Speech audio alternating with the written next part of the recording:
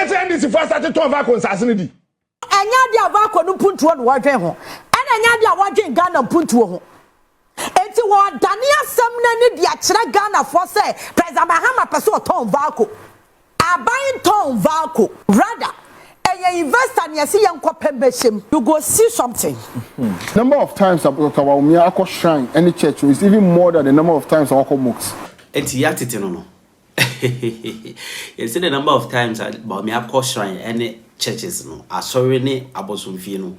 A doctor say ono ye kremoni wako mocks. Wako mocks akoya asori. Ene na Bawumia wonye kremoni. Yes kremofo no muhunu say oye kremoni ba kwesi. Hey, NDC for some kasa. Na Captain Snat says the no akwadwa mu Yaa Titi reply no say Captain the sha say say na ya ton VALCO ni e pese e ton VALCO na be Mahama ni NDC pese mo ton VALCO Yaa Titi say enya no kre information na onya nyina ne de okanye nya no kre eye MD no wo ho no pese ogu aban na nimase na no mebi ampanyefo ya nka betoto na akwa mu no nke koyi but enkoma ninti na wo masa information na manfo so tete wono mo kan ne begu na captains say Kevin Krabe ka say enye sa investment mu na aban peso ye for yeti Yaa Titi. This is Boadu TV, truth and integrity.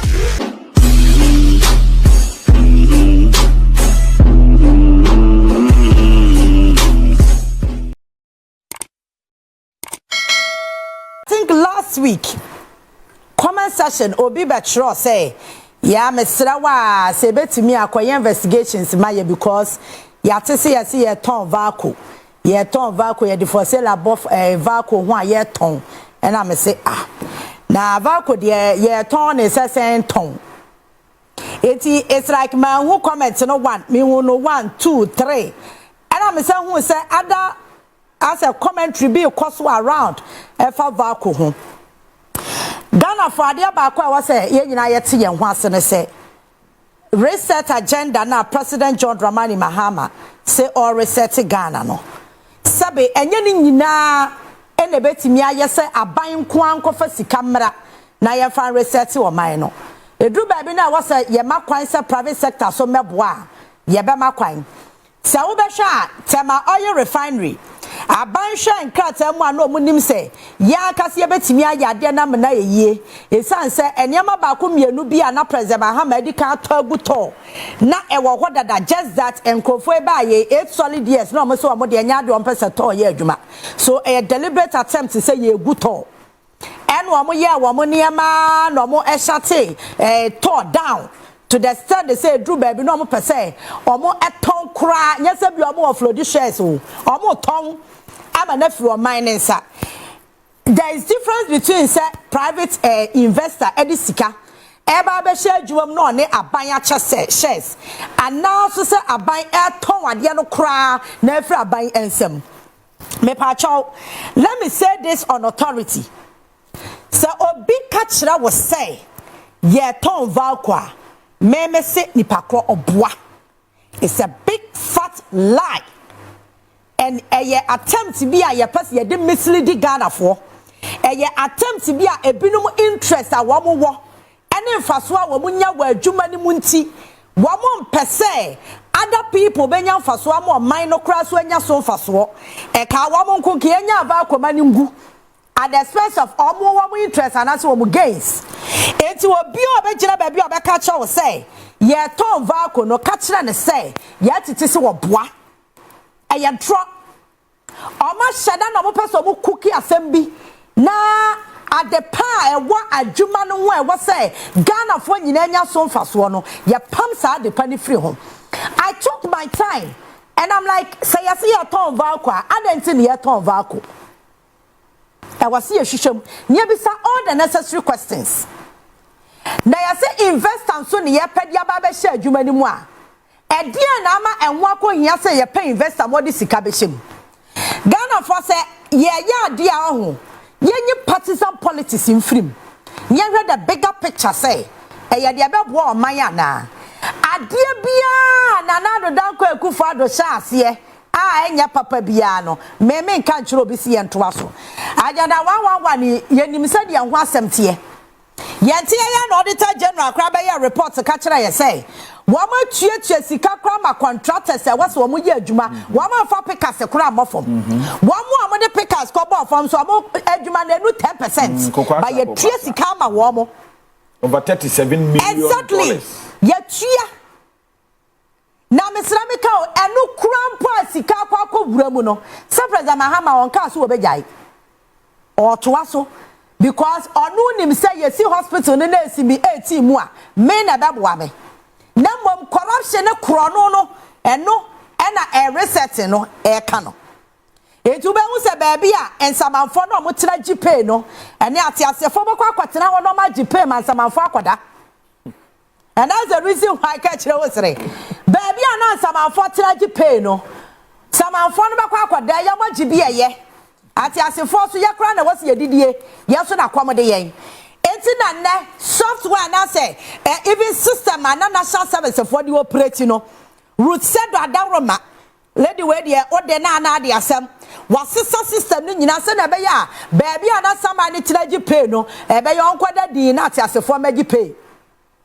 Adia bia ya krono ade e course so e wana na danko akufado amamu no ye wona tikwane ya the resetting aka no VALCO na nkrofo ye dede wo krom ha se ye koton no Ghana for me pacho mumo bia ntumfutro nwumani ayantro yenton VALCO ejuma ya fo na mo VALCO na ye tumfutro gumani se ye ton VALCO no empanyimfo na mo ne wo tie adwuma na mu no mo pese on be ka no kra kire mu because wo mo benefit ya wo mu nya at the expense of mo ma ho kire eti no mo tumfutro gumani.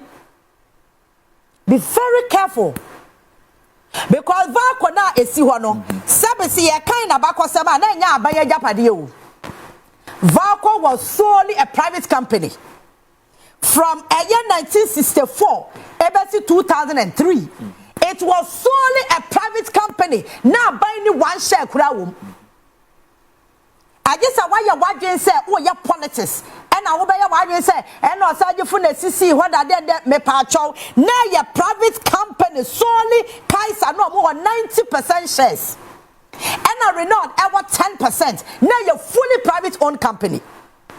And one more pretty year from 1964 to 2003 a buy show interest is a person or no akasaji company no manage 2008 and a buy fully government 100% shares VALCO amani hunu bre and I make a chira wono from 1964 na ya kaisa 90% shares Renault what 10% and a fully private company no now VALCO is doing well. VALCO was very solid. A kabia ni achire. Kaisa for your imagine say we move free Ghana and I buy another say your company no be obeje. And I buy ekwaje VALCO 2008. Every bra binding and sakobo VALCO mu say buying. And a VALCO sha say egu. From 2008, not a single year. And Yabeka said, VALCO a year, Juma, Afimuni, Ninano, Yakawa, Musika Boba, Wanya Faswa. It never happened. From 2008, MSC and Ned the Jaya Menewoka say, VALCO keep on making losses. So, Nanado Danko Kufado, that was 2017. Between 2017 and 2022, Krana reports in a buy. And I'm a catcher KPMG say, Amon research, no question VALCO for books. Nama every single year be a VALCO to me for one or boka. Eti Davidson for first document in a toho. And a KPMG choir reports. Amokoya Shishemu. And I'm a catcher and another Danko Kufado say, Yasha VALCO books moi. Bibia ni wa kire se VALCO betime gina na so just ye pay investor modisika behim Ghana for ye kire se numa wate ase na wo kwate sensem kire ni bi party ni bi obegina Facebook no wo narrate asem fofra wo be hu asem no Genesis and the Revelation ya ba bedru because asem ya wa hyase and ye wa wiye KPMG kwaya report ba ye na adi adanse say Senior VALCO every single year na adwuma no gua na egu na da bia enkrofo kwa na ekofie because wo hwe VALCO enipa wo senketimi fa wo mo bro 3000 but na kwa hwe se nipa wo VALCO grew 1000 it's around 700 enurumpo company betimi afa mabunu be ya 3000 and over and a company need me for the power 1000 kra. It should tell you the state of that particular company. It will be anyone or the for sale about VALCO. It's a big lie. Will be anyone what on. KPMG choir report in the buy, you know. First document or the buy, give me the second document. Mean chow who because as empatia. Kakra. Yes, as empatia, give me the second document. Another document buy. Committee for the selection of a strategic investor, partner for the construction of Greenfield Alumina Refinery and modernization of Volta Aluminium Company. Volta anti-VALCO no. This is the second document. Say KPMG say every single year VALCO making losses just your investor there. And you was here BM. Near show obia ni sika samwosoro esam PDS ade dey see enti yem pese bi besi biem no honorable Emmanuel Amakofebu a eka say yaya interministerial committee me ya sure say Ghana for mu kai sa asem we omo inaugurative committee no Ministry of Lands and Natural Resources ye ka wa ha say aban pese o ma VALCO ejina ne na so biem etu omo pay investors omo di sika beba be hyem now adwuma na gina ne naso nti yete interministerial committee be hwa ma adwuma na koso me pa cho committee no omote ye no energy ministry was rep and pa cho ministry of trade our rep VALCO na kasa na ene MD ni sha chire na nani abre na oye yodo na mebo ni din MD no na ekoso sa ne ma we nyina because of the selfish interest MD na ye den meba be ka kire o VALCO na kasa wa rep was so and a Minister of Lands and Natural Resources our rep was so Guidek Guidek na be about confused Ghana Integrated Aluminium Development Corporation and no na VALCO shase eti Guidek supervise VALCO activities no omunyema nyina omu report to Guidek CEO VALCO na kasa wa rep and a Guidek wa rep and anya rep bi akeke no mkofa yo chief directors technical directors obusu se ade no omo hu nimde wa mo betena se na investor na ka na asam a obewu se da bi akwa wonimde ana so oni nimde and omo ka wa mo bomu me na me ka e bia na ono bo Amakofebu a on kan kirew unim se first committee na do dan kwaku fa do tie ya omo koye adwuma no they spent almost $500,000 but still investor they spent close to $500,000 our reporting him still investor say KPMG report no de buy and based on that into pay investor no me na make a say committee no interministerial committee no CEO of Guidek Mr. Yauchumesi no anka ho. He was not part of the committee although he was the CEO for Guided.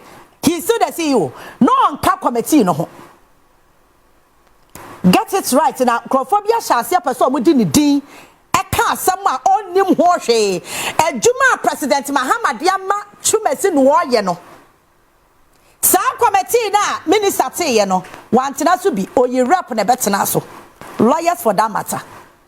And Mr. Yauchumesi na mo kana asem no. Onye nipa bi akeke wo. Ono so wa ye lawyer ni onimu mra. But essence Ghana hayafo ye ni masam kanti conflict of interest. Committee no wantena so eno koyi na musifo no betena so. Eno mo ye omo report no mo de koma Honorable Amakofebu asem. Yakwa kwatena se atoto investors na no. Maybe e ma chiro because document we me sure say obi nya no okan a enkope enti sa me nsa ka me fan ka me viewers memwa me kwaje report na ye de kokoma minister no enya report bi akeke minister report en makwa akwatam kwaya me fa so abinya ye de me nkwa na menim pacho catch the amuya ya say say something na wo so wo sika ah wo di ba ba sha VALCO mu a betina ya nim okay you and I yeah we interview okay near bisa course ya bisa wo sika sem ya pase ya wo account until wo dey wo account details ebeba ma anko ya PDS de ani bi okay any arrest one kasa kra wo bank account sika ben dem and what you track record that say adwuma na wo pesa wo be ye no why ye bi pen ya na because ye ntimi for VALCO emma obia sa akeke sa enti ya show track record ni ahwe sika na wo kasa wodi be hyem no ampa so our capacity na wo say sika no sa dwetire no wo sa dwetire no because nya dia ye dem ma say 100% shares so aban so wa shares wo mti wa sa aban make sure say wo investor no fa sika fia bi mehyem e mo aban moka enti wa mo ye sa interview no e cross check wo bia obo wie ye no mo choose companies 2 companies 2 na everybody can shortlist 3 Arc Group Holdings and womo eyi Neo Aluminium ECOWAS omo wie ya no mo yi A2MP Greenfield Refinery out of the 3 no and omo hu say Neo Aluminium ECOWAS no unqualified okay etinya dia adwuma no ye de ba no betimi aye and omo yi Arc Group Holdings because ono no yapcha ni total amount our one accounting and ya hwe ni sika sam ni capacity adwuma no waye bi pen and what kire dia oba be ya ma VALCO okay enya se bi obeka na no tena keke den na wo be ye because e wo sika no kra na wo ni vision a wo de sika ne ba be ye adwuma na chese wo kra ta de mawa o ya de papa bi amaye enti what kire se ni obe increase VALCO production and what kire se dia adwuma yefo na eswate abedu less than 1,000 no one befa Ghana for adwuma me pa cho muntie ha ye ma me pa investor na oba no enyo no no de ne nkrofo be ye adwuma of VALCO ne dia wode ba eye administrative work e be koso no e bia obi oba hwe sika sam so obi a administration work e be koso no wono na be hwe se wode ne nkrofo aba be ka aban nkrofo e wo ho dada ne ho no ma ye adwuma because ni sika no wodi be hwem onya for the Christmas. It also make sure say supervise adwuma because say the VALCO airboka no e chesa management na to sisi and wo ma bon wo mo Ghana na mom adwuma yafo na nkasa de eye Ghana fo mrante ene maba wa ne be fo mo adwuma mom yente sa asem da se ne yase ya pese ya kele unemployment. These are some of the things baby ayati enya aban company a private company me pa cho say me wa adwuma ye mi nkosu wo aban kwan no say me pa adwuma ye but a private person afọ me adwuma enti nipa na odi ne sika be hyem no aban ya manati asese obefa Ghana mrantia ne maba wa adwuma osi yo waje atum enti adwuma no say ye yi a eye ma wa brantia na sa baba wa na wo so what skills a obetimi aye adwuma e wa aluminium company no na wo so wetimi anya adwuma ni bia ye eti wo mo choose companies 2 baako e ba be hwe se VALCO e be revive baako e hwe se me ba me tisi ma abeti ase baako ba be ye industrial park sa industrial park no sa company kro na wo ma choose no eye A2MP no waya bi wa Gabon waya bi wa Rwanda waya bi wa Togo wo sha industrial parks awaye na wo ti musa akwa no wa ben ni sika sam so wo soro oya yenso ye benya so fa so asoman it got 2 things involved ya wo obi a oba invest wo VALCO no wa revive and na the oba be see industrial park no and na ma nkrofo peso mu twa ntrogu asebnim ka chetie baby a VALCO for one asase na wo mote so no me ba cho ma me the next document yi aha we a VALCO ma me TDC for de no okay asase na VALCO for te so no eye TDC for asase me dey come what you say VALCO na nkasa na eye private company yeah na nya ban dia enti asase na kansa for be je ye omo ji free TDC for nsam ya ban asase na when na mame kwa kan sa document ni ma TDC for chro krata akoma VALCO for meba be chemu de enti a MD ni ye problem also lease renewal status and limitation to occupy land area only. We refer to the numerous correspondence and meetings held between our respective institutions on the above subject matter. TDC Ghana Limited wishes to clarify its position and hope to bring this matter to a mutual agreeable conclusion. As you are aware, the original 50-year lease granted to Volta Aluminium Company Limited, VALCO, over its land at Tema expired in April 2017. 2017. Pachagana for Muntiani yo. Jandam untina maniabra me kasa me kind of bako no. Jandam no ma start to gumno. 2017 and a VALCO asaso mo je ye edi free TDC for no expire 50 years in this. Marinchro Ghana hayati untimi nto asasi praying asasi bia ye lisi maw. Ebia 50 years, ebia 90 years. The number of years I be lisi asase na mawo no. Eso a no wakot renew na watua. Enti okwati so obi se mata asase matua ka lease. Number of years na ye de ba no so a awasa wo sa ko renew. Enti afa wo sa wasi fi a wutim. Ana wo de aye de ye lease na amaw. Enti wo tie CDC for statement ya. O se wo amone VALCO for meetings akwa no mo meetings ni nyina a renewal of their lease for asase na omo teso no entitie ha also despite extensive engagement since then the issue of lease renewal and the attendant financial obligation remain unsolved. When him said TDC krasa ase na VALCO for teso no omo timi ntuaka lease and so ya no mo go to ya no mo renew no they couldn't pay. That is the state of VALCO. To the extent they say asase or teso kra o ye adwuma no ontimi kra ntua asase ne ka ontimi renew the lease. Why campaigner yetena ho esoso ho bonkro ho yenya ho because I was so mind go forward. And the management of TDC Ghana Limited has carefully reviewed the matter in its entirety and resolved that any renewal of VALCO lease shall be strictly limited to the portion of land currently occupied by the smelter and its facility measuring 279 acres. Mame chira hanumunati asiye. Ora asasi VALCO 40 su nyina is around 500 and something acres. Ba baby VALCO for machines sisi a omudi ye adwuma baby o masisi wo offices ne ade no e cover 279 acres.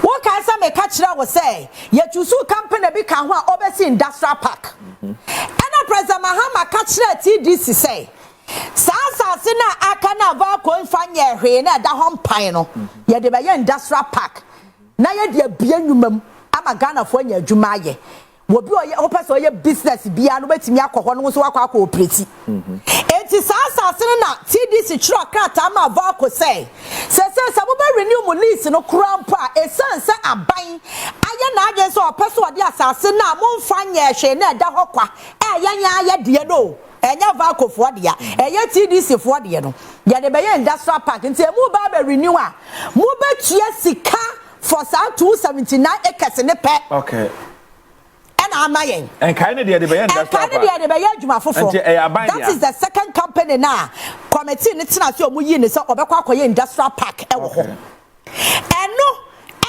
MD no eka adwuma ye for ni gu mu amoye demonstration ya press conference okrom ha ye nyina ya tin so mo ton VALCO na asase na da ho no mo de ye den omo fa nya hwe asase na da ho kwa omo fa nya hwe asase na da ho kwa ye mfa pikase kura mo so da ho na wo 279 na wo tse no kura no ntimi ntua na ban se wo de aka ne ba be ye project afoforo ama man na nya so fa so awse me ko apai mempene asase no so da ho on fa nya hwe eya na ya adwembone a na ya politics anada na ye yensa no eya na ye de.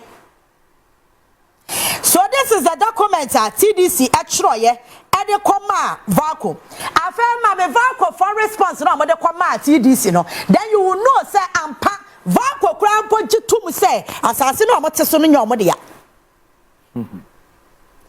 In this document, they confirm say asase no omote so no enyo omo dia enti wo hwe we ya this is VALCO response wo mo ede call ye February 2017 renewal of VALCO smelter leasehold.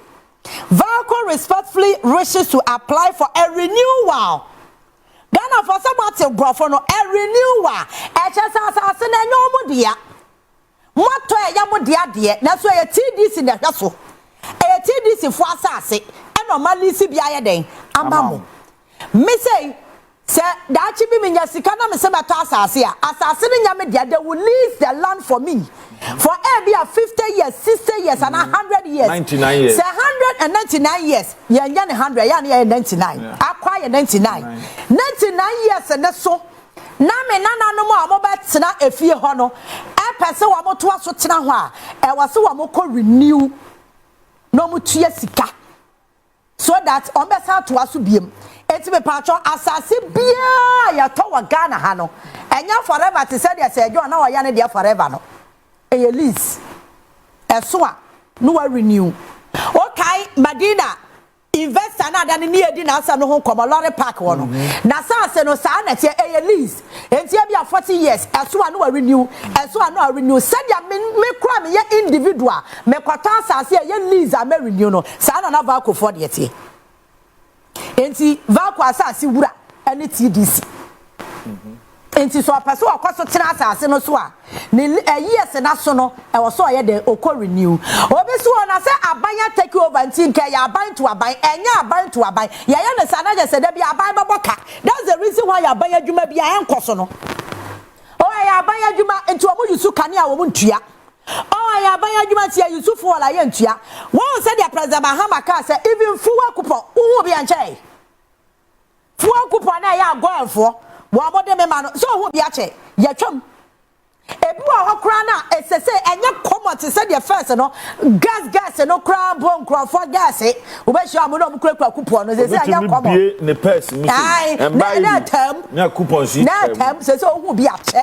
president Mahama wa twam enti anya ade bia na wase ya kasa ya aban de anya hwe say VALCO de ECG car enya hwe who told you say enya hwe aya hwe because no na ma ECG bre enti kane akura ntimi nyina so na no ayi aban tam 1.something billion dukotua legacy debt ma ECG no o ka say e ka banyan 1.47 na e ka banyan wenu mu nyina aka de ka ho na bisa ho say management ni adwuma nim yay management ni VALCO ana na mo de ka no mu ntimi ntua e cha say management na bon sabe yati adwuma m hai se do agwogware na se adwuma ni manage nkoyi a onsesa no se do agwogware is the first time of be as management member or henu adwuma nso ani obepamo eno na mada bia private sector no ekoda ni makrofo ntiase so response at VALCO extra the comma TDC eno no so in this letter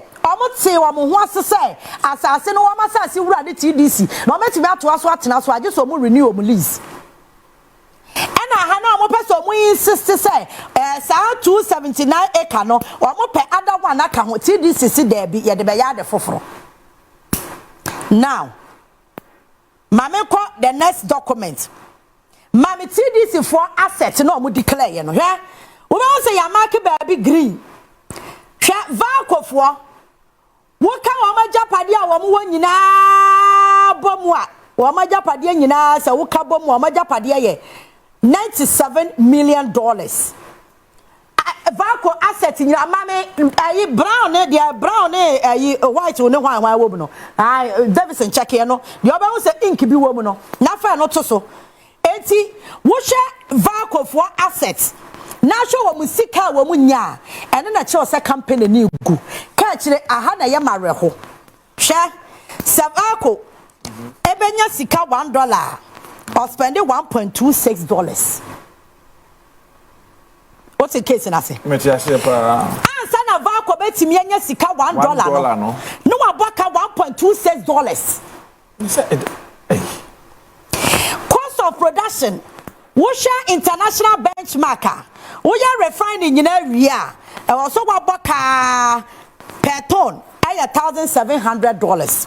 VALCO nkuwa kwa ya wo mo de omo boka $2,500 me patro 2007 every 25 na ka da bia VALCO bo enti se peton no ma me nya calculation e na no pay me ma se beba pa me fa me calculator 1,700 minus 2,500 enti peton bia VALCO be ya adwuma no oboka $800 800 yeah VALCO akoto alumina no sa wo mo ba benane o mo be refine ya wo mo be wie no na o ma boka $800 per ton bia o per ton enti se bia amo ya 10,000 tons multiply 800 times 10,000 na reka VALCO bo so at any point in time no VALCO are running losses omo nya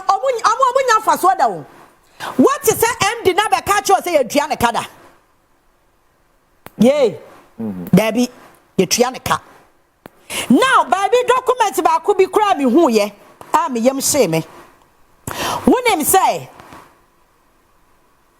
mame first document no o kan koduru ase ho a ewiase nyina dwaman so ka kire yeah raw materials na be refine e de ye aluminium ne bauxite in the ka ho no price na drop it Ghana nkwa VALCO kwa akoto owiase adwaman so ana price na shoot Ghana nkwa akoto kwa akoto obeba no na bo ne kosoro meanwhile world market above from enti se wo hwemu a at any point in time be VALCO be production or the can be fie because we benya $1 bia na so oboka $1.26 nyansa bia ni okoya na buy businessman bia ni ho be sa de no by sense government 100% intino the current VALCO management proposal of 2.5 billion debts financing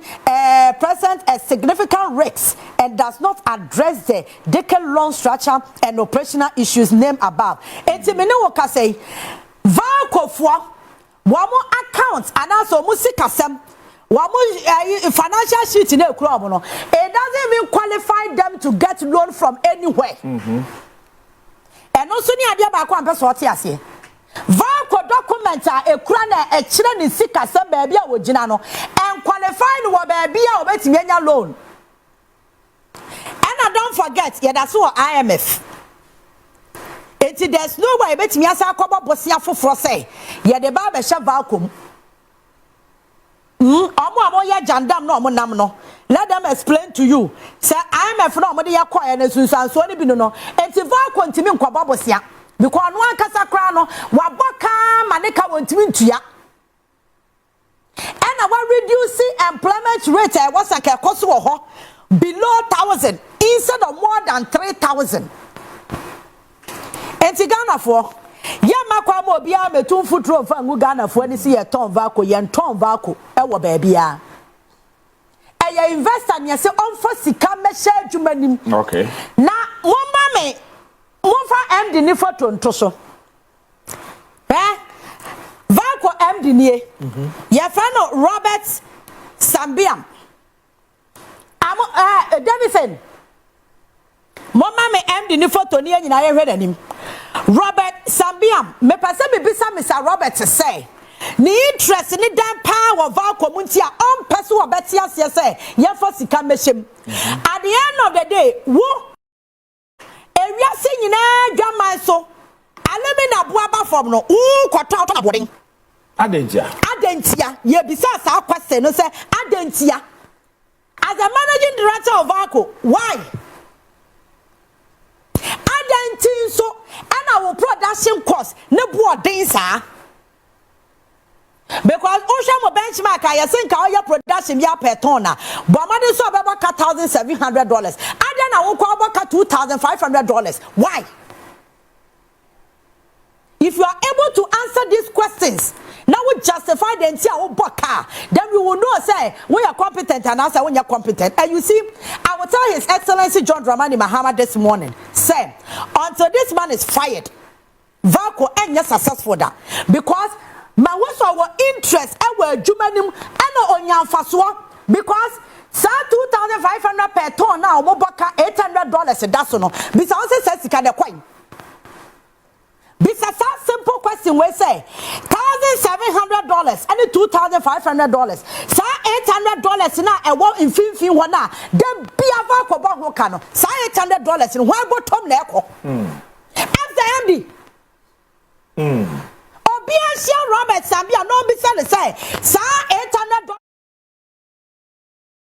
bia no aboka no ayawai ha we free dey me dem a na me pa chawo obi misa ne ma yen say eye die enti e na ye obosa aka no sa $800 na kwan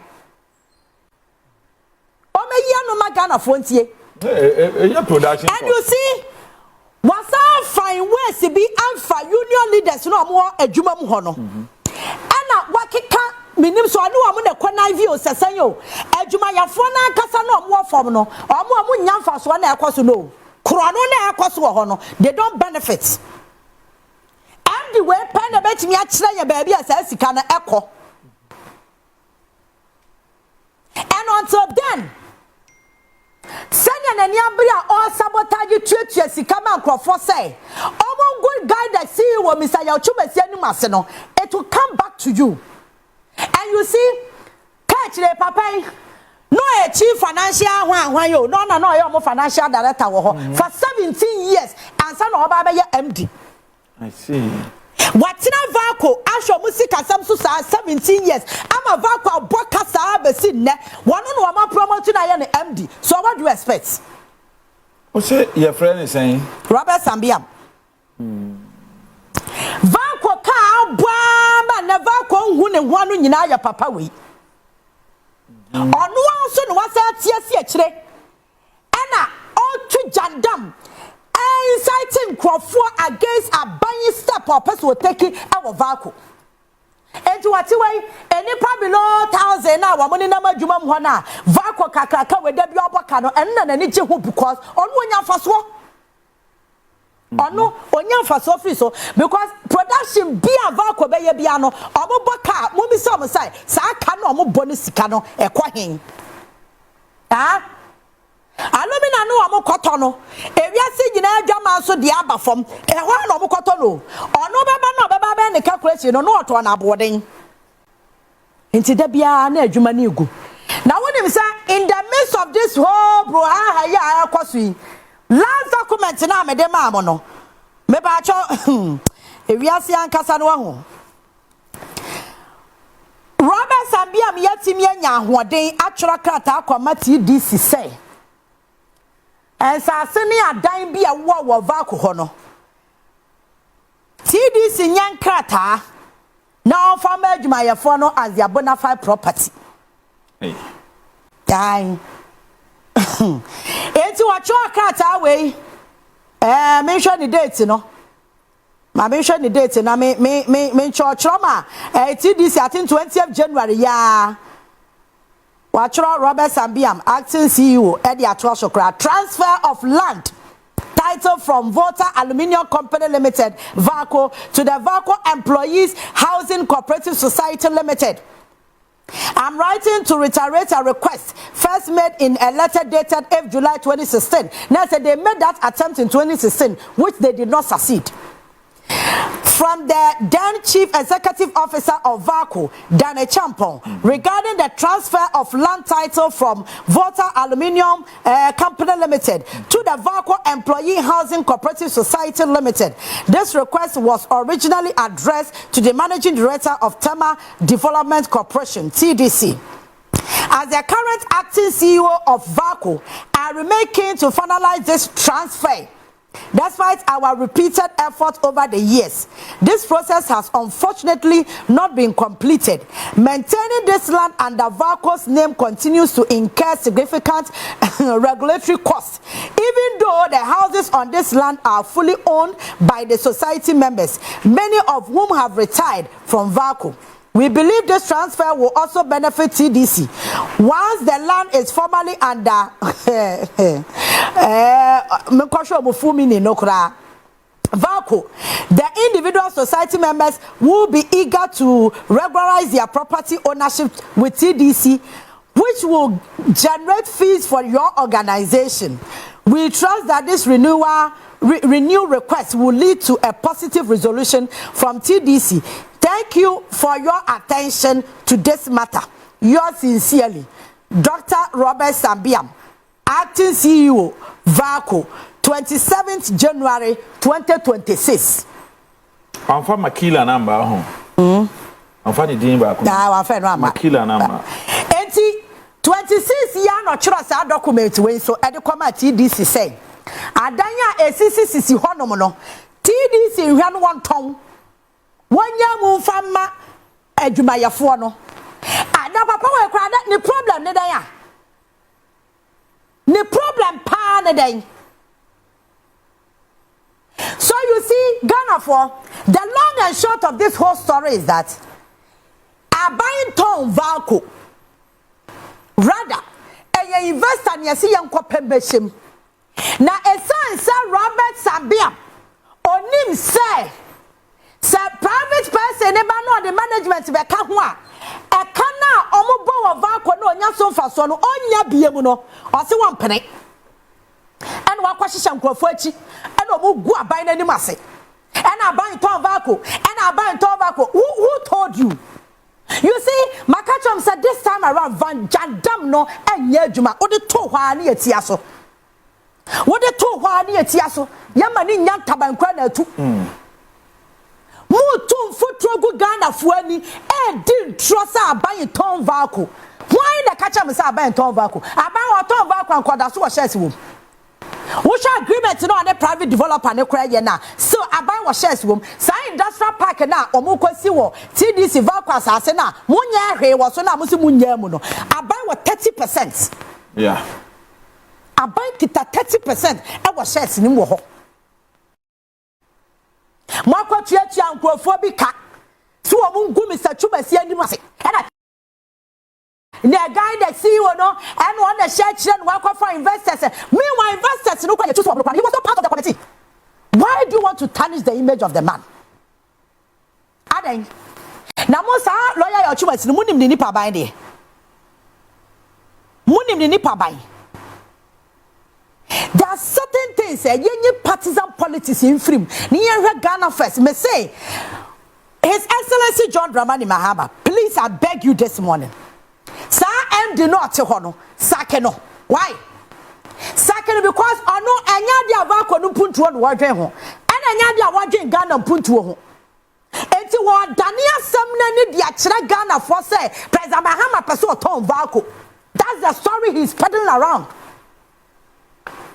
because ono onya kro no bawom enti na me kire bo kire say ansa na VALCO benya $1 no or spend $1.26 now businessman be na be say adwuma no the production cost instead of $1,700 per ton or back $2,500 per ton $800 na ye shem fifi wo no mo Mr. Robert Sambiam say sika no way bisa no mo wo say wa ye de da say na katu yakam onye because wonu wo nyamfaso papa enti nipa ba ko pa bi mfaso a onye wo VALCO nti no ye ma mabu na ko benya adwuma ye wo VALCO no wo mo mre na mo ntina fie meboa. It's a big lie, it won't happen. Watch police ya hebi na nipa susu no nya no na nyankopon ke nyame pemum eno oye na ye me de kese se omabo ken after the elections no ba bonte e be gbibia tum na wakache ye ne de na shinyina se ye nya boto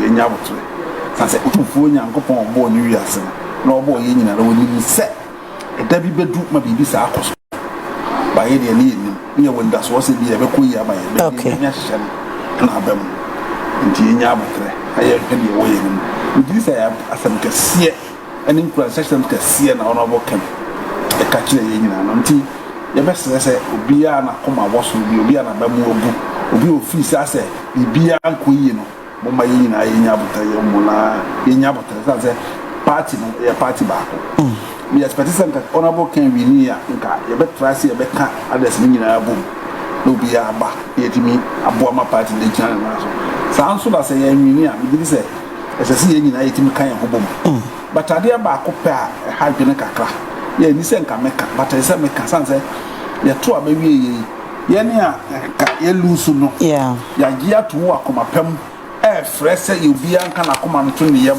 ne ye nyina ye nye ba ko ye ntimi mpagya party ne nyina ho but omo ma wi ni momu no wo hwɛ social media ne nsɛm a etwagu ene ada pa etwa ene threat ni ade a ebia ne sɛ wo kra kan bi wo he ya omo threat is afenyo must go abna say asare must go yeah sticker must go it is a party na some try some share sa no ma wi ya to abawie na mo movie some wi ni ntimo kire nipa every party ni mo a omo ye hwe ni asem we me kan before the election say see ye hwe abronye ene koka no mo ne nkofo bi social media no am omo ye any the way omo bu ni pe ni ma si dini pattern physically no na mpani forte ba ntimi enka hwe nkyere wo nti na saafo na di atema mo wi ni no obetimi aten wo ba ye den because nka minim se nka nipa no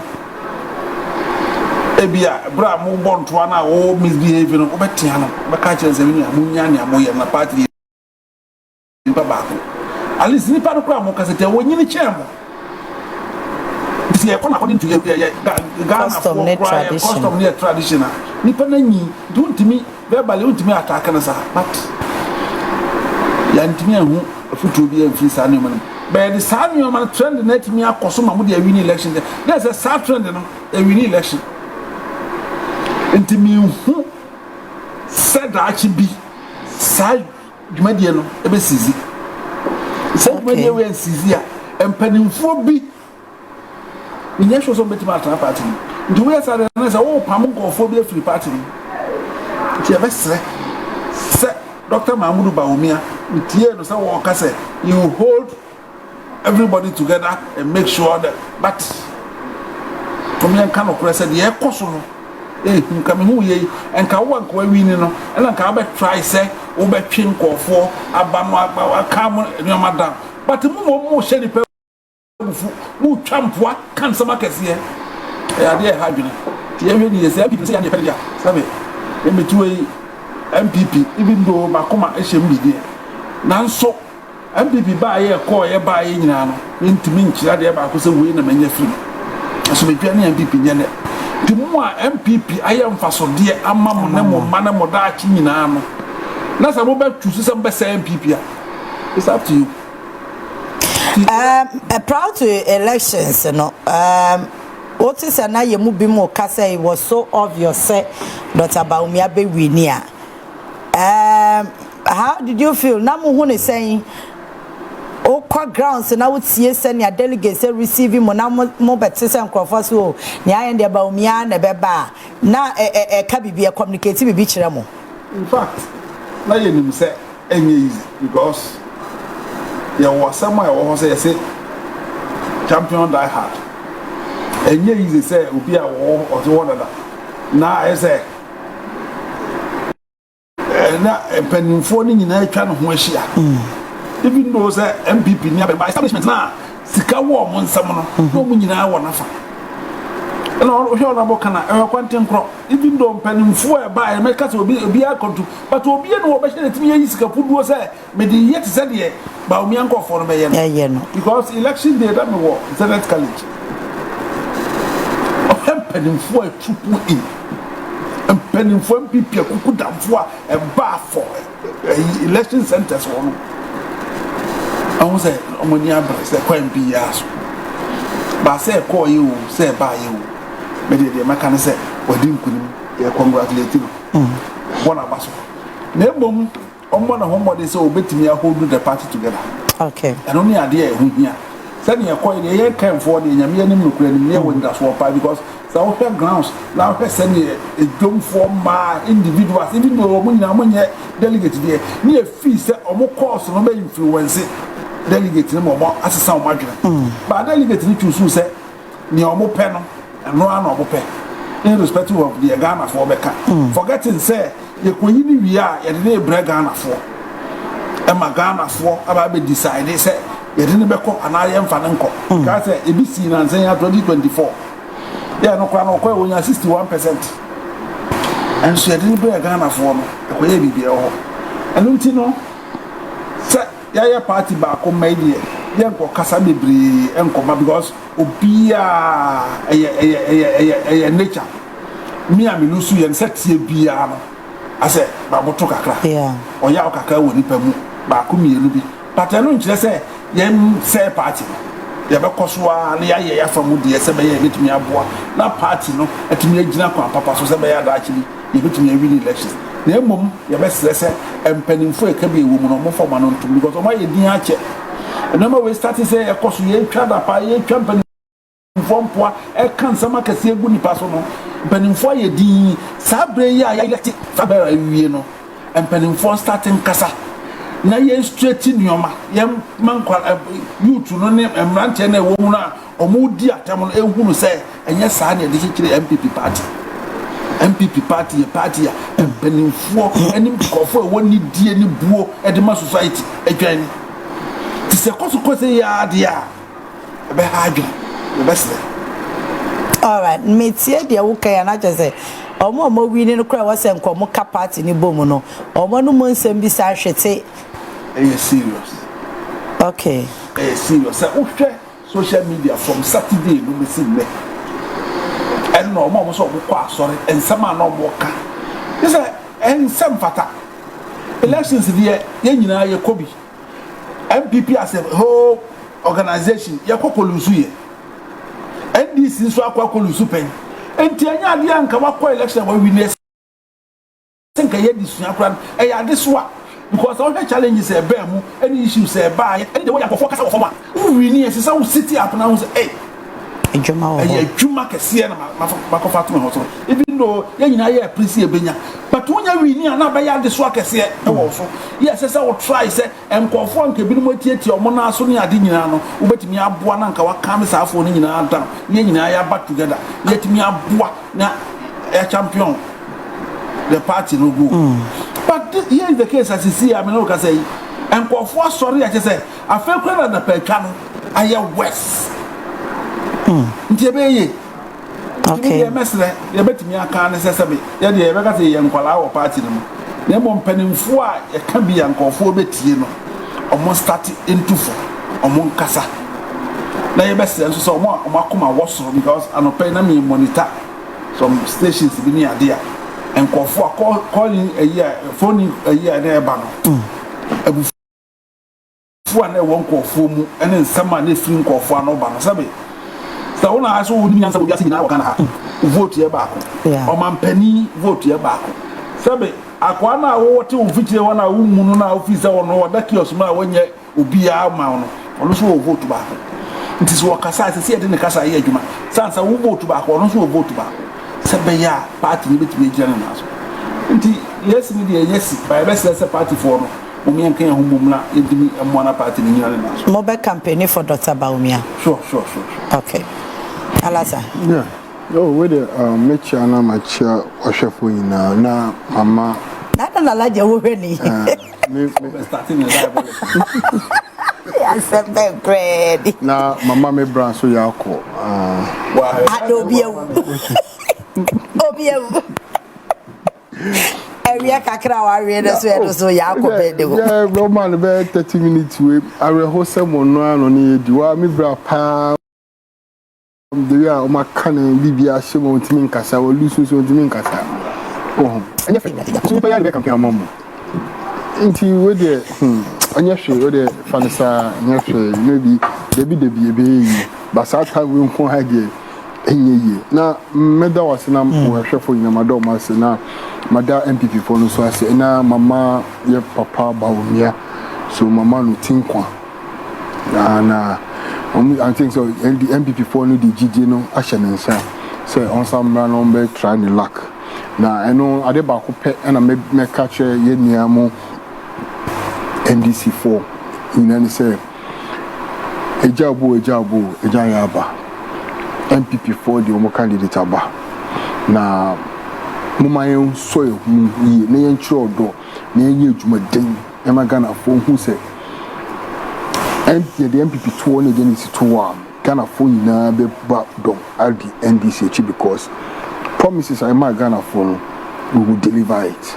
And the only reason why Bawumia be bad candidate and he say he be prove say whatever we are doing for Ghanaians now in the next 4 years will be something that Bawumia can never do.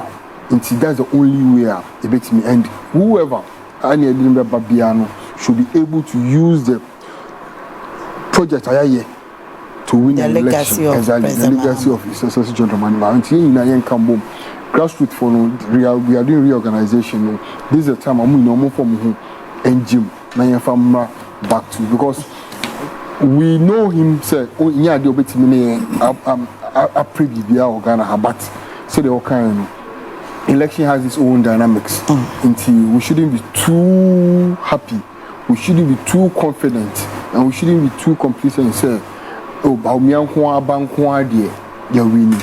I think say yejuma den ayebeye and nebema Bawumia alusu I am more unpopular in Ghana but for now no so far so good. Whatever His Excellency John Dramani Mahama is doing I can put my hand in fire and say there's no way Bawumia can easily match us because so far so good and Ghanaians are feeling it almost feeling now remember this is the time I say any ejwedifo no nkasa me particular ejwedifo His Excellency John Dramani Mahama aye jumani na first near complaining about exchange rates yamada o ma say exchange rates no above Ghanaians feeling no portal enema aye easy and I say cheaper say over clear full aye cheaper a dem biem na ejwedifo no enti omunema so we still don't understand for 1 year solidly no consistently no see city stability in city no I stable very very stable in the market so why are they not reducing their staffs?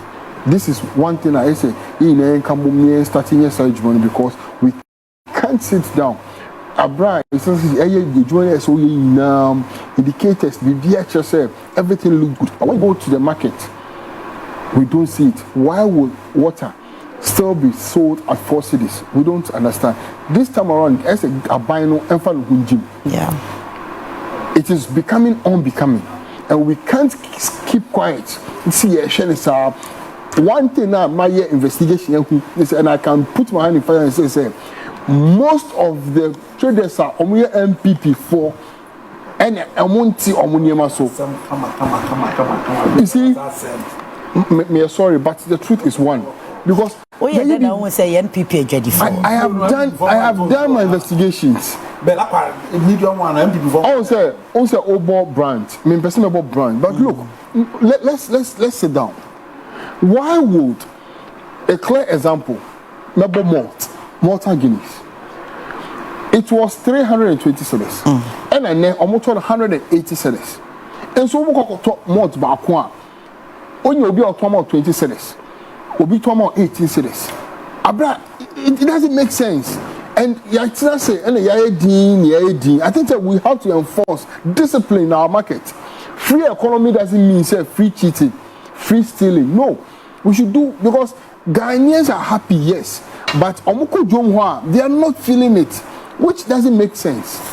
Into what Mr. This is a timer. Omako you candidate.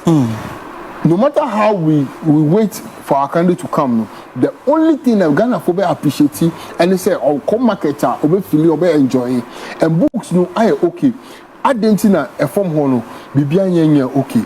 This is a time I need anything. Because this I gonna no. So far as they have brought their own Agona share and automatically we have started 2028 until we have to get it and get it right. That is it. So please, price controls mechanism has to be enforced because BBA book movie actually say BBA okay, but why are we not feeling it down there? That is the only concern I have, and I feel saying people we have to go into the market and make sure say we understand it, or else the government himself should go into the source of those petty things. So if the government has a bigger power now, or on better survive for because in history, now you those kind of shops Ghana where you can easily go and say price control any because Osha is so on 4 cities now. Oko some supermarkets Ghana ham. They sell it at 2 cities 80 pesos, 2 cities 90 pesos. And it makes sense than selling it at 4 cities. It doesn't make sense. Say in there you better to 4 cities. There be abra is only at so abra production above form. I don't get it. Until whether made mamu you as a champion this course. Yeah, una manio. One on bet me government no they might because Omojuma say they are the fourth eye. Oh, internet say they are the fourth eye. Omojuma bet me no and here is the second because Oman country I want to go ever catch. So omo dey janu tuma e be ni. But for me mentia say abai we have to make sure say it amount for more from home no they will feel it. Okay. Alaji, what to say? Miracle say Brian race no be shame no boa. You think so? Because it's like Ochi, another candidate Japan votes in Ibi. Maybe kakra me hu ye no ho. And na make me catch you say Brian ba o ba ye. Na ye no adwuma no ye maba o. Oh, I'm telling you, this we will be a class. I can understand that. Now, we don't want to make it.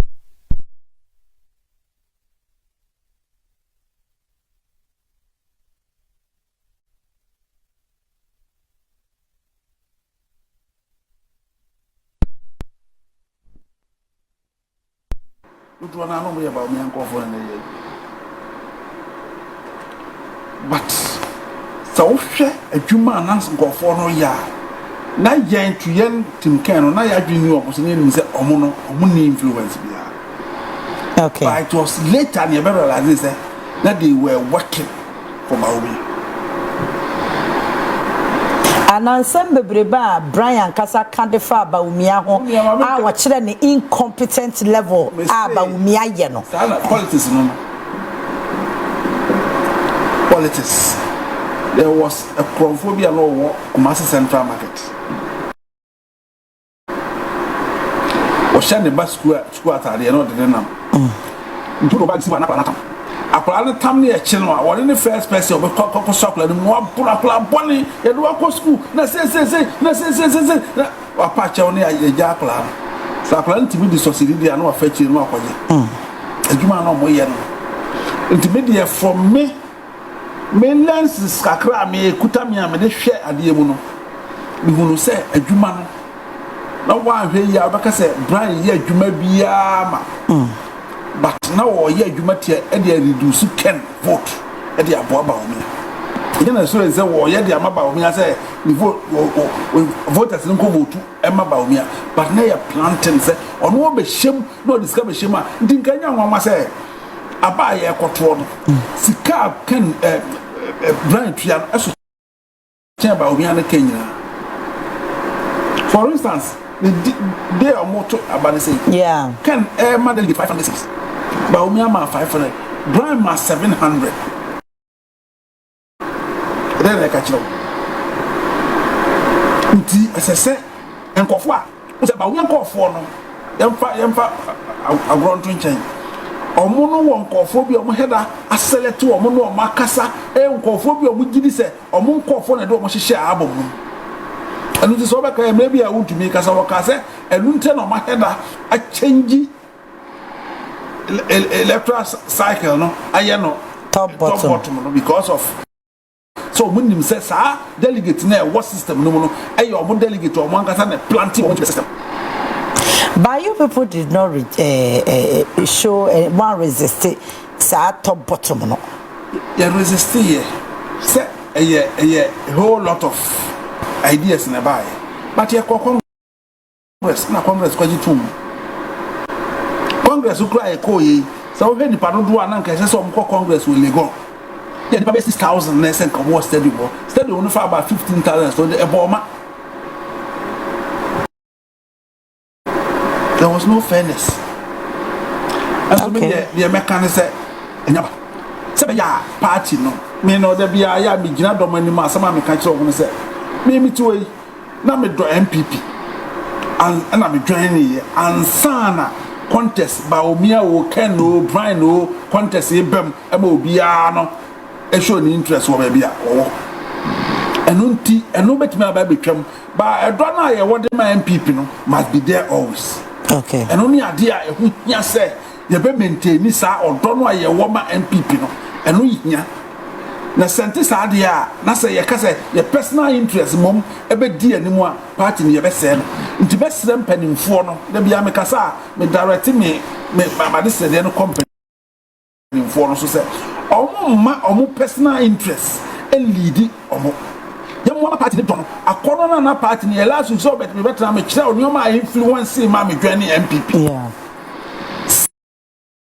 Tanyo mano na ema MPP ya akono na ye mu bie be dwan ye no omo ma sa bi ma enkoso na nya afoforo fe na afoforo be dwan na bie ne ye timu no enkoso nya ya akono ne yentinam na mom se suban na e ba no si ya hwe ne ye ntwaso ntemo a e do how kese na be bre party.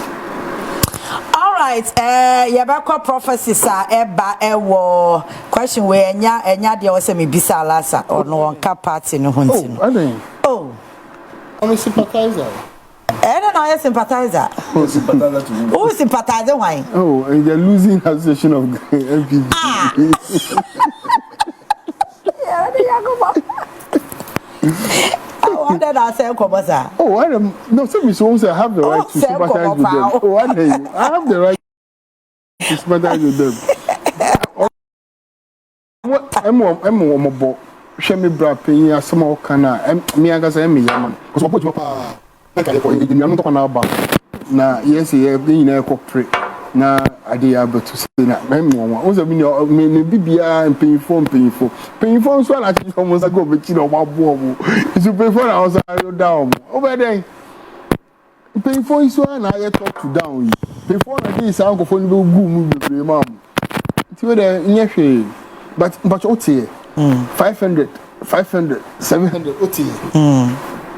I'm saying. Even in opposition, we can't even trust them. To the extent say, paying for a more. Now they are okay. There's someone in our way. Munye.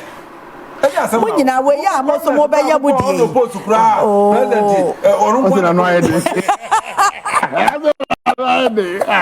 We ya mo be start branch in the constituency in the region. Sika tuya bebe. No, Jamaica no. Unti ase yi. O ko enye na de mafia wo na o betre fie. Meka unti ase o. Ah. She. Meka sa. Even in opposition. I say anka trust na wo ho no.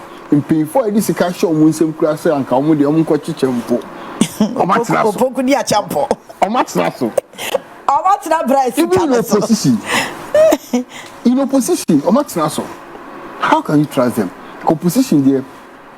And ka over clean na ko wash ho kakra but we dwurum delegates ho amenti wo mase o onim se alaji tele be ma sika no de ba no nya de abeto aba na ma no wo so wani abre na wo chesi sika no oto I mean no obeto what kind of logic is that? obeto no enyo na omo ji sika ni na to aba e de ma bra se ka bra be wini because no na sika so if you are going by the sika so a say your brain. Enti wa wunim sa sika ya woji akodi kwa nya de abeto ba wa kwache kwa bra ne abo no se what sika so no because 8 years na twam ni na so omo sa akwamo de wo omo sa nko de ya koma nya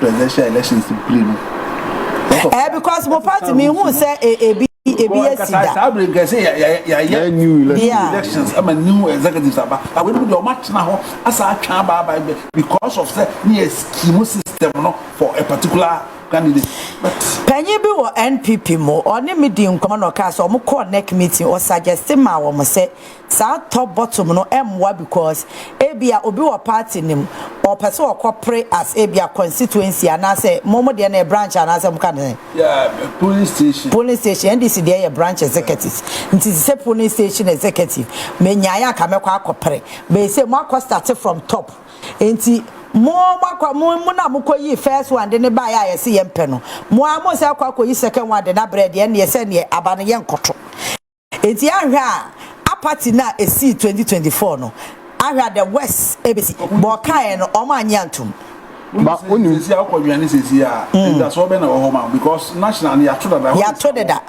Ah.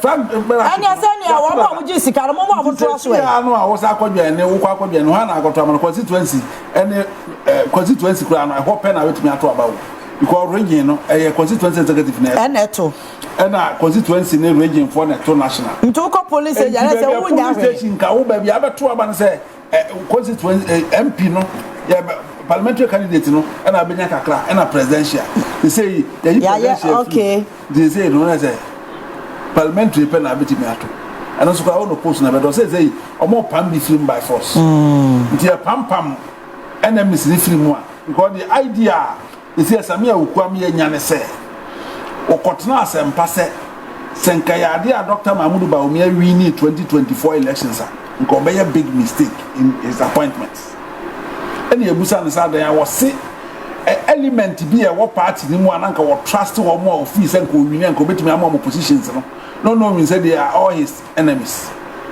and now ko support will be a chance the one supporting in your town for say moment I won't support Bawumia na we any enemy it is say classify wow party maximum enemies as your mom appointment a be mistake there it's a party no your mom pay na ya say you better can your ho abom na and somewhere you twagu no and announce then how idea be a one public idea be a one public team of party mu no I don't know but you ready be allow your brother to talk honorable Ken a footro can see what them I say obi anim ye kina de beba ntie nyina yenya botayam na yen twa wiade san se na esi no yo tumfo nya me pese besi yes ntie nya bibia nyina yen support me wa wi no yen ko so na nya adwan because there were 3 years to go enya na ne kina asem 3 years ye bi wo say ye de ba naturally kra no ni padodo kra e bi kra 3 years na ntro no do so bebri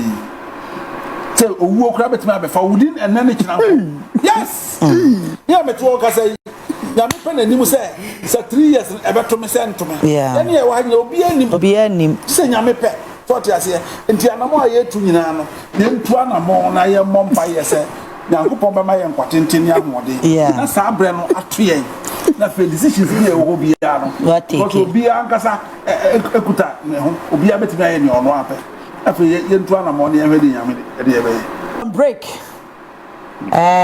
he's holding himself accountable Alasa a software di won ho je politics mu we be wini and away obi di atoto afa ho ayi papa kra de sebo cathedral papa yi kusi buatin Reverend kusi buatin kusi ba ku bi sa ai shall come den say Dr. Bawumia winning na said you were winning no chasa nyasem ketwa ya to abai na say nyame amoakra nkatatiete no kra ho be de ama no nyame na fafie na say Ashanti region di bua no enka funfuram ko ba bia na 00 ni bi ni nam ne de enkom hye a ye de be wura politics mo politicians no so body je ho enti I don't know how you people feel when you go to the church and they say you win. Alaza. Oh yeah. And they say be a yeah. I think say we are all politicians, so we should. It is a part and parcel of politics. Asofono and imams no, they are people so sometimes we need to work with them and them are like okay. A clear example, Muslims say no, we have a father, chief imam. But no, just that on professor on yes on shenkom all those things. We need guidance, we need spiritual guidance on shenkom on those things no. But in Christianity no, idea and a share prophets no more Bible no babla almost share common government and I say ekasa Emma Ebam share a friend say Joseph Mo share the story around the Bible now. A lot of prophets declare prophet Noah they say a whole lot of history into a day your day-to-day activity now on the everybody now ebu ho omu ye emane enye omu ye ma enyefe okay God is God. It is only God that can declare something say final. I don't know God no cry optimistic the situation based on you say okay say friend yes you say you Bible more almost say your friend say the one of the Moses, right? Moses they say almost call the promised land. Yeah. But on your name be into and Joshua exactly and I miss son or the Joshua by so sometimes nyama omuhunu omusunka na omka momu insist yesterday whatever no you the most powerful people into a society then they become but I think say a clear example Bernard we share like for all this world he has been someone amount for all the trust in him. Yeah. See what taking decision say in for the first time no what form and I say he has missed the vision. But to me, a vision the only say I think that it might be true, but physically, MPP paying for now I'm mixing. Oh, of course, sure. Into me, I don't fault the pastor. I don't fault the pastor at all. But in MPP paying for that now, never know so much son. My somebody green you be akata so nti and omodi more preferred candidate aba. Until finally, I think say, and lucky enough, Professor Osaka say 2028, Kennedy and the big we need a general election. And to thank God to say 2028, Kennedy won't remember. There's an indirect, oh yeah, exactly. So the prophets there too. First one is a Kennedy the big we need. Kennedy and we need. Okay. Second one is a Kennedy the big we need. 2028. Kennedy and we need. Definitely no. It will backfire, but prophecy need there. Honestly, we can't as politicians do without prophecy. We share Musa Dankwa. Prophecy also ne prophecy because yes. You see, the difference is all the data. All what catch us say no you data. And all the evidence I then account. And so no one can't just say spiritual. But spiritual for us almost a data no use data so data yes almost my angels no any drafts no emomoko the angels no drafts no confirm promotion here then ebrom and almost one data but for now data from no e so why aba we share other prophets now they gave 56% and truly only 56% so ebi air from no na ebi so here then ebi to fa enya prediction no exactly prophecy a prediction chacha metona be ma na ba metona fa ho a sure and exactly the same thing. And is it healthy? Oh, it's healthy for our Christian life. Oh yeah, we need it. Oh, I mean, I'm not a Christian, I'm a Muslim. But you need Christians nenam and Ghana how we are mixed Ghana, but just that we have Christian more than the Muslims in Ghana here, but definitely no. You can't do without the prophecy in our day-to-day politics. You can't do without it because Osha sorry your friend saying Osha Dr. Bawumia or a Muslim, but Oko shrine. Oh yeah, Dr. Bawumia or a Muslim, but Oko church. That's what I say. The number of times Dr. Bawumia Oko shrine any church is even more than the number of times Oko mosque. Wow. Oh yes, Dr. Bawumia has visited shrine more than visiting mosques. And he's a Muslim. Until all popular in the Islamic places, no, all the Zongos now, Dr. Bawumia is not popular in the Zongo community because we don't see him as a Muslim. Because over 8 years no cry, he didn't do much for the Islamic community. But I know you having a agrono but even John Mahama, I think there was a time I was with my brother here, and I even told you, sir, John Mahama being a Christian is more liked by Muslims than even Bawumia being a Muslim. Even my brother even corrected me in terms of the Hadith and the Quran. Yeah. Also know what being umupa and so you go school crowd wumu. If you remember he and it is evident. After election no buy no. Oh who they make an say. Essentially John Dramani Mahama won most of the Zogo, or even like let's say 99% of the Zogo community against Bawumia as a Muslim. So but for prophecy there we need it. But the only thing they say, more munyanity say they are the authority, they are the final say because it's from because it is only God who can say this is it and it is. Okay. But at least the prophecy about but it will be only a fool who will believe 100% in human. The only person we have to believe and trust is God Almighty, because Onona Osia a bum. But as for the human dear, we all have our own faults. So we don't trust the prophets, we don't trust them so much, but just that at least in a community, we respect them, we adore them, and we need their counsel around us. But say power, say prophet, like I said, we the final day it can be. We don't see it like that. Okay. But still, I am El Bernard. Thank you. Alaji Mayankwe. Hey, I say what? I'm a Muslim. Okay. Me give you no any prophecies. In fact. You know, me and I are costing now. I'm the many. In fact, Musa Dankwa, me research last year by them the card. Yeah. But what prove me who say data and science no. See the element we are human ye without biases any personal interest. You bet me accurate if I say resource. I can say you need any better sabi a commercial force. Okay. Ghana no I say ya pe a commercial too much. Obia kura bobra oto ni bojo bia no de ko peso fu bi nchen no enko kan ni shebre mo nsam nche no se nipa li gina ho no ofra se wo kan osuma sam kire open na se nipa na ben ta na pe Ghana for yi na se no so kan ya bra bo ho ana enisa wo ma wugidi ade a chiwe yankopon pe ena betimi a prevent the se to no se mananto ono se na betimi ama na se to no ato odipa bia ntimi nyi sa de in Canada.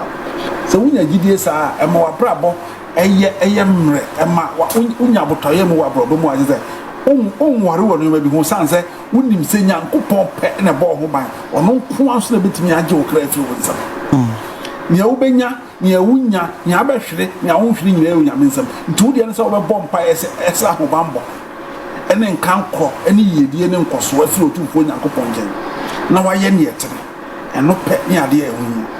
But me de me wa futu kakra mbeta me de ma Bernard Bernard. Tem kom che kwa mamu. Yes. But say the parodo one here so ye connected. Yeah. To be an gidie. Okay. Politics there enye nyame som. Di gidie banfra ne enye de be hia. To be an gidie a wo de be hia mu. Ba ne me pesa me ka chere se wo so wo ko break no. E bia to ono no fi se eno no wo ye ebeboa. Okay. Nipa bebre so efi se bia wo ye say ebeboa ba media for me gidie point no.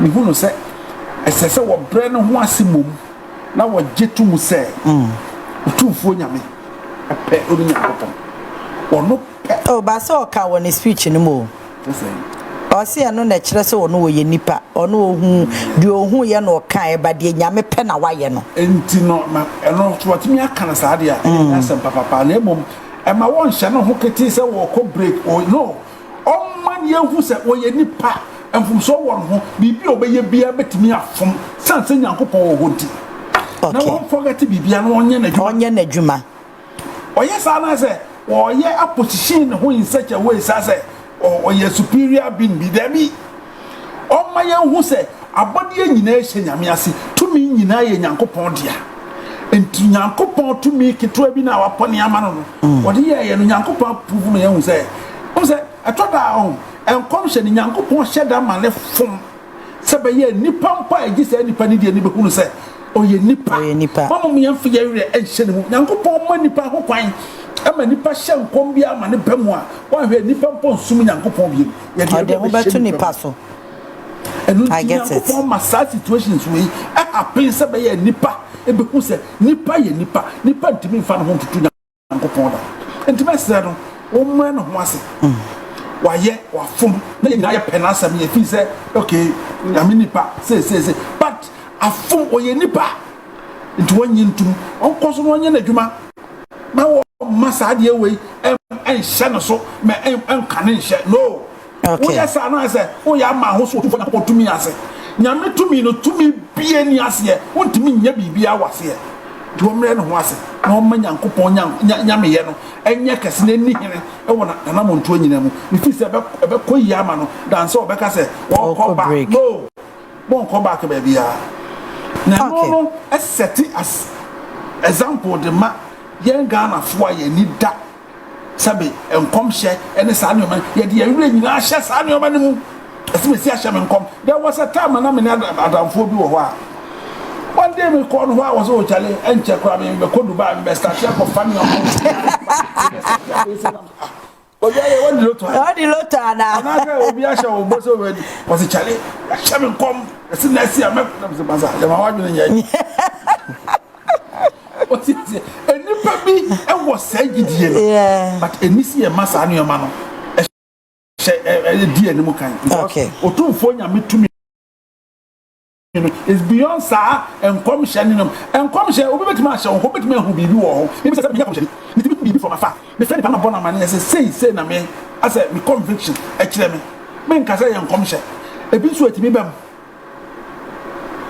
May me cast me who will be. Situation be any pan name no man can't tell me catch obi say akwe ya walk with me who say we hu no nam am pani about 3 days time akwa no wuye ni pan catch am say massa am so no me hu ni pan me hu na roba no na I could feel say I say ni pan no I say ni pa yo no I say we feel what you say and no eye esubi enyankopon de ama nipa utimi wo ho saa enoma ni bi etimi empa wo so but eno nkire say obashan koma kire nipa ne ebesi kina ne ebesi no si e start si ye yes enoma na ne si ye adwo tumfo enyankopon adwuma ye okay enyankopon de wo say adwuma ba akopa se nipa ya onu nyame ne de ye ono enyankopon adwuma eni se ejapade sika na wo de ama wo ode be ya doye wo se adoye e yo na bodi e na dem se wonya ode atomo na se ode po afofra na se wagi nyankopon adwuma eye eno ni ade nyankopon ni mana ni gina ko a